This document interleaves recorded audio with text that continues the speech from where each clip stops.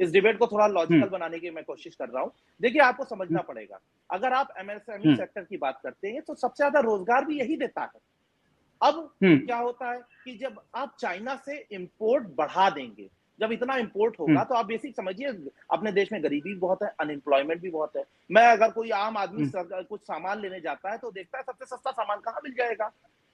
अगर हमारे जो मैन्युफैक्चरर्स है, चाइना उससे सस्ता सामान दे देगा, तो वो मैन्युफैक्चरर हमारा कैसे कंपेयर कर पाएगा? तो हमें टैक्सेशन भी उस पर इतना लगाना पड़ेगा कि हमारे जो यहाँ के लोकल मैन्युफैक्चरर्स है, उनकी कॉस्ट कॉम्पिटिटिव रहे, तो उनको बढ़ावा मिलेगा।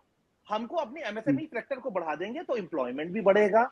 हमारे यहाँ का सबसे बड़ी हम जब सबसे ज्यादा हमारे यहाँ, आप समझिए, सबसे बड़ी बाजार भारत में है। हम जिस प्रोडक्ट को चाहे उसको बढ़ा सकते हैं, ये शक्ति हमारे देश में है।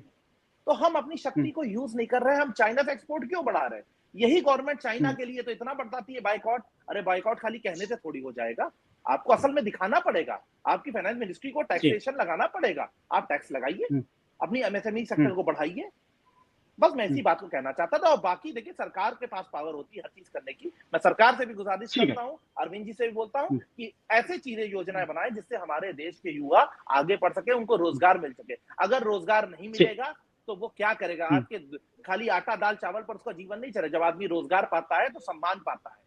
खाली खाने की बात नहीं होती है। मैं नौकरी करता हूँ, खुद मैं खरीद सकता हूँ, मुझे रोजगार की जरूरत है। ठीक है।